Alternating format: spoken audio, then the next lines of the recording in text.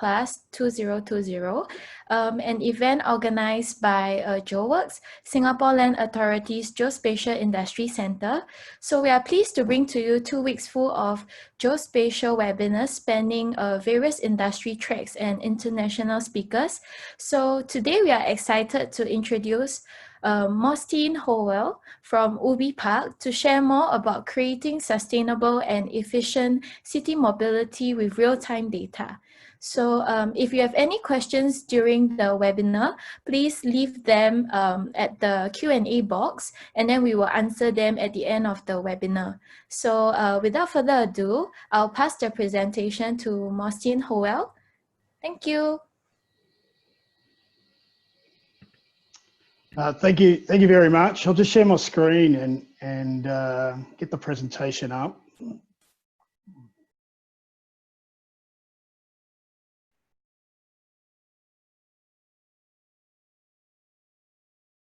Great, so got that up and running.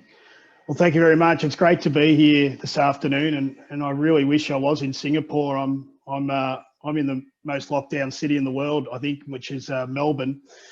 And I'm dreaming of being in the great city of Singapore at the moment.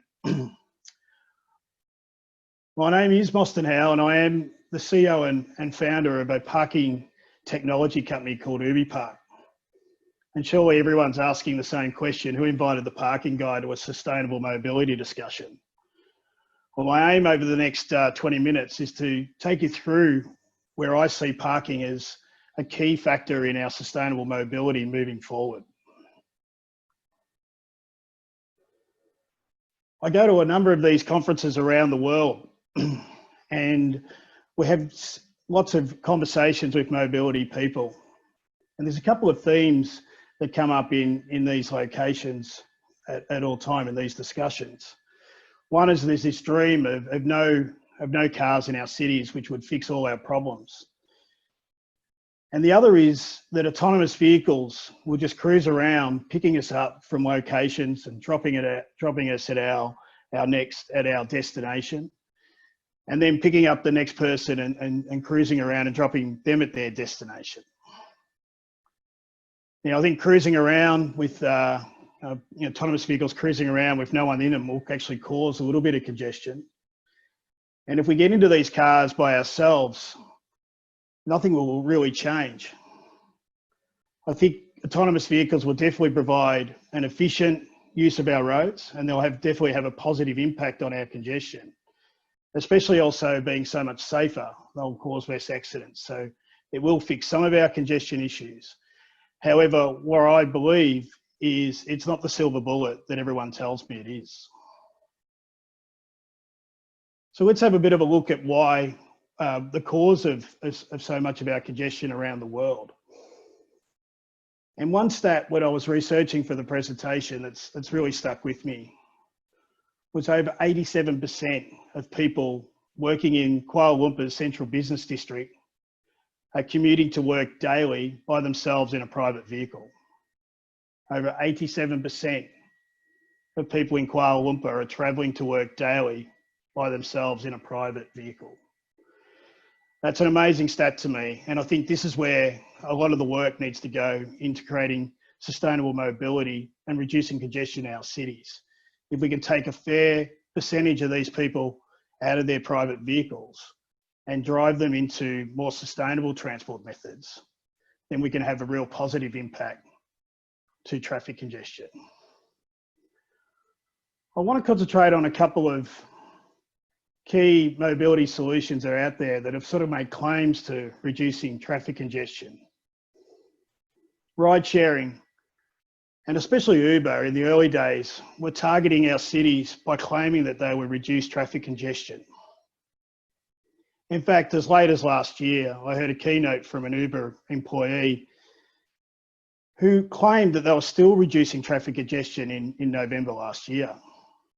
Well, the facts in fact tell a different story.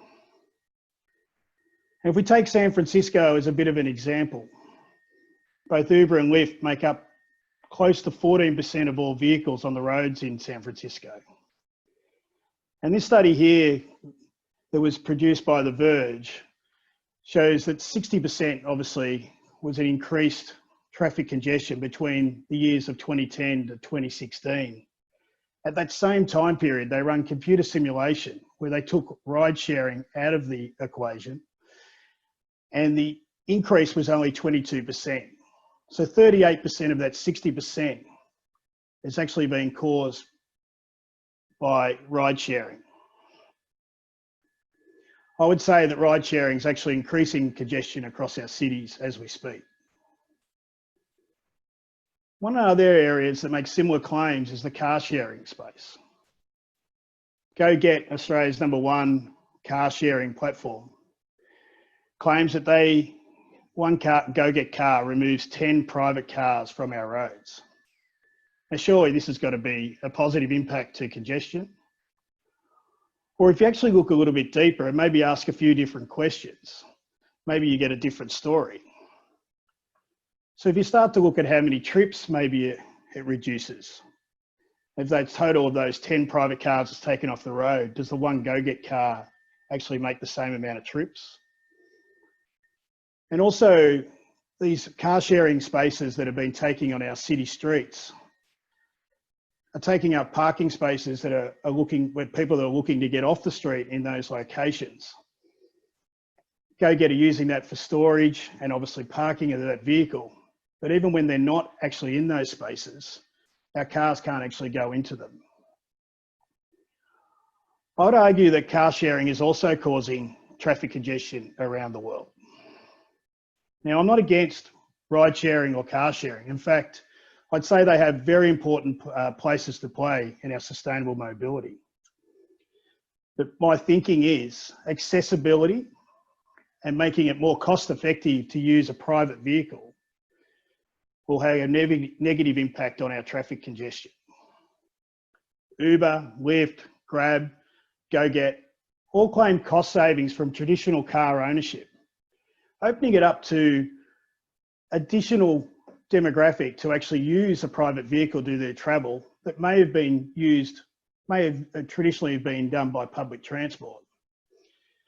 And if I look back at my own experiences, when I was heading out with friends for a night out, we would always travel together. We'd always jump in and share a taxi, or we'd have someone drive us, and we'd all be, the car would be full. I look at people that are working at UbiPark at the moment and are going through the same part of their life. They all jump in Ubers separately and turn up at the same location, even if they're leaving from similar starting locations. And there's more trips being made for the same outcome. Now, if we look at a little bit into the decisions of what people are making to travel, and what I would say, if we could get a little bit of engagement here through the chat and the Q&A, maybe tell us what you believe is the most important part of the decision to travel. And we'll be able to discuss this at the end of the session. A lot of people tell me it's cost. But the most expensive mode of transport that we currently have is the private car. So it can't all be just about cost. A lot of people are telling me the most important thing now is time. How do we get time back? How do we give people more time? But I can tell you now, sometimes a trip on our train will be quicker than the motor vehicle, but people still choose the motor vehicle to make that trip. And then convenience, which I think has a very big part in it. Obviously, if you can jump in your car and it's air conditioned, you can listen to your radio station, you can get your own seat, you can make phone calls without having to be worried that someone else is overhearing. All play a part of making a decision on how we travel. Another big area is security. And I know if I'm traveling after dark with my family, I make the decision to drive more than I would to jump on public transport. And that's just because I want my family to be safe. But I think one of the big things that we're seeing now, and over the last 6 months, we've all been affected by COVID-19. And we're seeing a real push now for people to jump off public transport that were traditional public transport users back into the private vehicle, just because they want to be healthy and safe and not catch a virus like COVID-19. So what are the way forwards? There's more cars on our roads year on year than ever before, really being driven by our population growth. Autonomous vehicles may not be here as quickly as we think and may not have all the answers. How do we get people onto sustainable transport to ensure that our cities, and we can move around our cities in the future? Well, one area that I think is very important to us, and it's an emerging world of mobility as a service. I think mobility service has the ability to be the answer to our problems. And if we just touch base on how big this emerging industry is, it's growing at around 35% per annum on a compound annual growth rate. By 2025, it's expected to be $1.3 trillion industry. And if we look closer to home, 44% of that growth is expected in the APAC region. This emerging industry has the ability to change the way we travel. However, the current solutions don't include the motorist. The current solutions are really aimed at public transports, and they actually assist and make it more efficient for a public transport user to get public transport, and maybe introducing them to things like micromobility and other ways of travelling. When I talk to our mass partners and other suppliers from around the world, the number one challenge I hear from our mass suppliers is how do we get to that target customer of the motorist? How do we get to that single motorist that's travelling in their private car and get them off the road? And you can't do it from the current mass solutions. So hopefully you can start to see where I'm going with this and how parking has an important play. Parking can attract and create a relationship with the motorist. It can engage the motorist. It can add revenue back into the mobility and as a service solutions that they don't have at the moment, making more investments into this technology.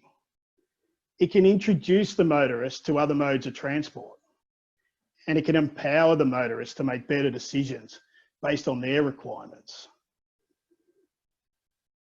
So if the operation is to get the motorist, how do we do this? Well, traditionally, we've just hit them with a big stick and called them naughty for driving a car. But now we have the opportunity to educate them, help them with live, accurate data, and empower them to make better decisions by introducing them to the mass solutions via parking. Now, I just want to take a bit of a closer look at parking in general. In Paris, motorists are losing over 165 hours per year caught in traffic congestion. It's very similar in London. New York's not far behind. 30% of this congestion is caused by parking. Our cities are not providing data to help. They're not working with commercial and private parking locations to gain help. In fact, I would say by not providing this basic information that they're helping to create congestion. They're part of the problem, not the solution. By providing live, accurate data to the entire parking ecosystem, we'll have a positive impact on congestion right now, not in the future. By providing this information right now, we can have an impact right now. Don't send the motorists to a closed or a full parking location, causing them to circle around and look for another alternative. Don't let them turn up and get that price shock that they can't afford that location by telling them that they've got what price they're going to pay before they get there. Even something as simple as telling them the height clearance in these locations will help them make better decisions, ensure they don't turn up to a location that they can't get into. Empowering the motorists to make better decisions. And if we do give them this information, they will make these better decisions. At UbiPark, we've digitized the entire parking solution, allowing the motorists to search, navigate, access, and pay for parking directly from their smartphone. And we put this also into the dash of the car. By providing that entire ecosystem, we're allowing the motorists to see in things that are important to them, allowing them to make decisions based on their requirements, not what we think they are. And then they can make better decisions to get off the road quicker. But the big thing that we've made in our technology is the ability to integrate this solution directly into the mobility service solutions of the future, allowing them to attract the motorists and making the motorists part of the solution moving forward.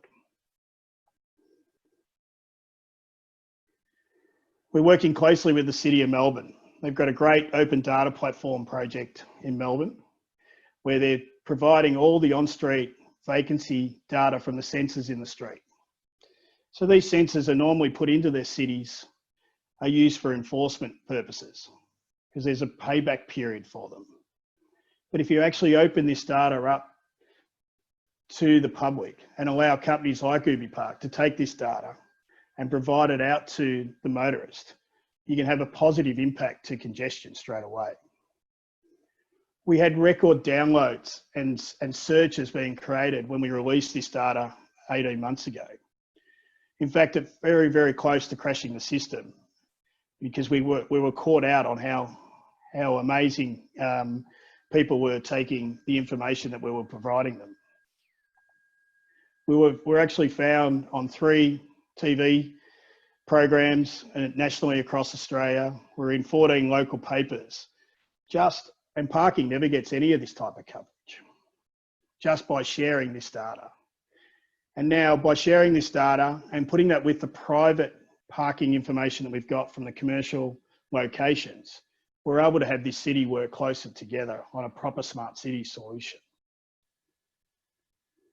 We're also working with a number of different mobility as a service providers. The first one that we integrated in with was a Reevo by the Royal Automobile Club of Victoria. Again, another Melbourne-focused solution, but it's a Royal Automobile Club of Victoria with over 2 million motorists, car owners as members. And their investment into mobility, knowing that they were seeing very similar things to us. With the Reevo Mobility as a Service app, it has the standard trip journey, planning, integration into Uber, car sharing, bikes, and they're looking at more micro-mobility.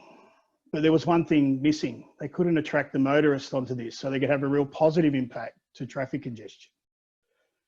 By using UbiPark's search, navigate, access and pay, they've been able to start attracting the motorists onto their solution.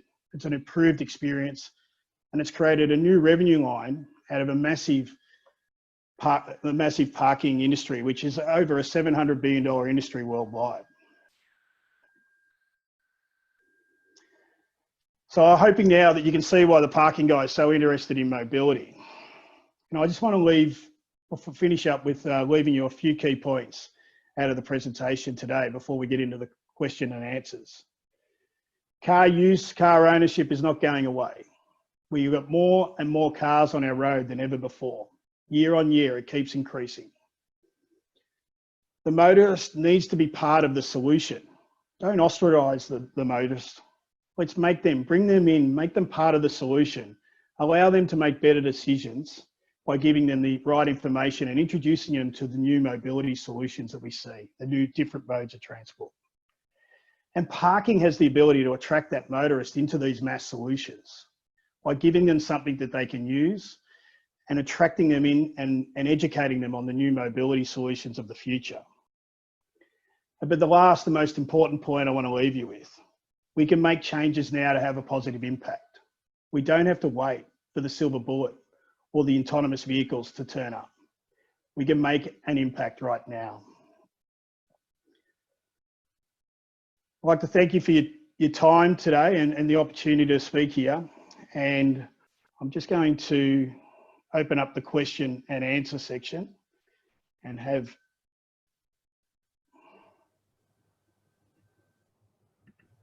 a bit of a look at what we've got in here. So if you have any questions, you could type inside the Q&A chat box, and then Mosstyn, Howell will be able to answer the questions. Great. Look, we've got one here. What type of data is made available to the public? Well, that's a great question. And one thing that I think is starting to be a trend around the world as our cities look to use our open data platforms to provide data out to the public and to the industry. A lot of it's still guarded. A lot of it's still not providing the data that we would like to see, and it's not being opened up. There are a lot of cities now providing on-street parking data if they've got sensors or CCTV camera guidance systems looking in that. Most of these solutions are being put in for enforcement purposes, but they have real benefits by showing information to the public on where they can park. So we'd love to see more of this information. I think if the cities aren't providing some of this information, they're actually contributing to the congestion rather than not providing not being part of the solution. We've got another question here. What are your recommendations for a country like Singapore? And would the solution be similar to Melbourne or not? Well, I think a lot of my thinking has come out of a country like Singapore. One thing, you're very lucky in Singapore, you've got one government that allows one decision to be made. And some of the parking solutions in Singapore are solutions that we've looked at very closely. I think Singapore could do a lot better by sharing the parking information. So you can travel obviously into multiple locations by using the transponder. But if you could actually take the activity, the vacancy information from those car parking locations and share that out via an application or via the website, so people can actually see the locations and the spaces that are available, I think that would actually have a really positive impact to Singapore. Very similar to most cities around the world. Great question from Ed Chow. How will you collect parking availability from car park operators? This is probably one of the biggest challenges that we come across. The traditional parking operator is very guarded and struggles to provide this out, but we're starting to see more operators providing this data to us. And the smart operators and the operators that have got a vision for the future are definitely providing this information across to us. What we're finding in our stats is people that can see this vacancy information are attracted to those car parks over the car parks that aren't showing this data. Another question from Azar. Do you foresee parking spaces still to be relevant, especially large multi-storey car parks, with the introductions of autonomous mobility? I still see a big part for parking to play as autonomous vehicles hit our streets across the world. At the moment, I still believe that our governments won't allow these autonomous vehicles to drive too far by themselves. I also believe that there's going to be need for these vehicles to be charged, washed, serviced, tyres changed, and our parking locations are actually set up very well to do a lot of this work already. I hope that we can see the car park of the future becomes a service station of the future. But I still see a very important part to play for parking as we move through autonomous vehicles being introduced to the world. Any challenges to get stakeholders across sectors to contribute to data? There's definitely a lot of challenges with getting people sharing data. I think the first part of this is actually getting people to make the decision they want to share that data. Once the city's made that decision, that's probably the biggest hurdle. But then they've got to work through the best way to do that. The best way to share it out through if they have an open data platform, they've got to create that. Got to make sure that the APIs, the application protocol interfaces that they're using, can share the information that's actually relevant. It's got to be close to as real time as possible to make it worthwhile. So we work closely with the cities that are working with UbiPark to help them understand what's important and help them with those APIs to make sure that they can put the data out that's actually being used by other people, not just UbiPark. Jeremy Osborne's provided a question. Do you see involvement with businesses staggering working hours helping? Of course, the new normal means fewer cars at the moment. Yeah, it's a great question, Jeremy. I think is a mixture of all the information and solutions around. So I think we're going to see, we were already looking at remote working before COVID-19 and people working flexible hours to make sure they weren't stuck in traffic. We were seeing a real push around that from some of our smart corporates across the world. I think there'll be a little bit of that. We're also seeing, obviously, public transport not being as wanted to be as used through this COVID-19 period due to the virus. So we're seeing a push back to cars. Now, we may not be all back at work in the office at the moment, but as we start to come back, we may not be in that office 5 days a week, but we think people will be in there, say 3 or 4 days a week, or maybe a week on, a week off. And flexibility is going to be the big piece of that. So being able to provide your staff with flexible options where they can share parking spaces so they can be more cost effective and efficient in getting into the business. There's another question. What might be a potential business model or solution to encourage shopping malls, car park operators, share parking data into a public database for all to see? Well, there's one we're actually working on in Australia at the moment. So in Melbourne and Sydney, there's a parking levy, which is a parking space levy, which is a congestion tax. So it's a tax on parking spaces. So what we feel here is that money that's being generated for that levy would be really well used to maybe discount if people are actually contributing to reducing congestion in the city. So if they're putting this data into a platform that can be utilised by the public, then they would be relevant, available to get a discount off the levy. And we think that would be a great incentive. Any incentive, I think a city should be incentivised to be helping people get around their city. So they shouldn't need any other incentive to do that. And we're working with a lot of different, definitely shopping malls and shopping centres across the world are always looking at ways to get people in and out of their shopping centres. And I think it's more the commercial parking operators that are the ones that we really need to get on board. Most property owners and building owners are definitely motivated by, helping people get around and into their building. How do we monetize our service? We've got a couple of different revenue lines. We've got some setup fees that we do.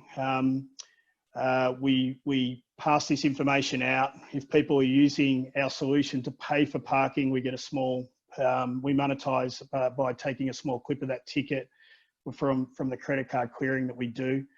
And we've got some product and license and support fees. We're actually solving a lot of challenges for property owners that are willing to invest in having those challenges solved for them.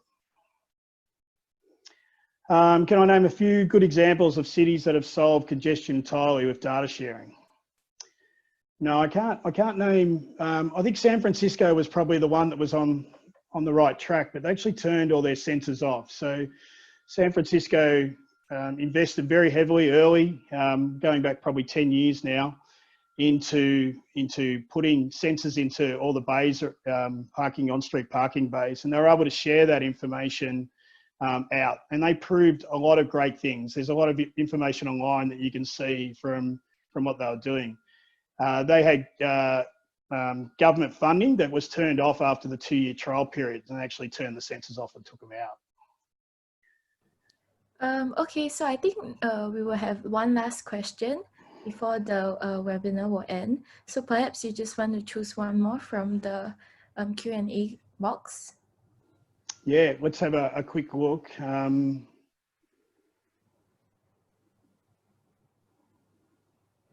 We'll try this one. Singapore will be implementing smart in-vehicle units with full metrics, real-time and online, with car sharing as the major component in the near future. Car parking will only be one of the small issues. How do you see policies changing with commuting as an increasing dynamic and possibly reduce requirement?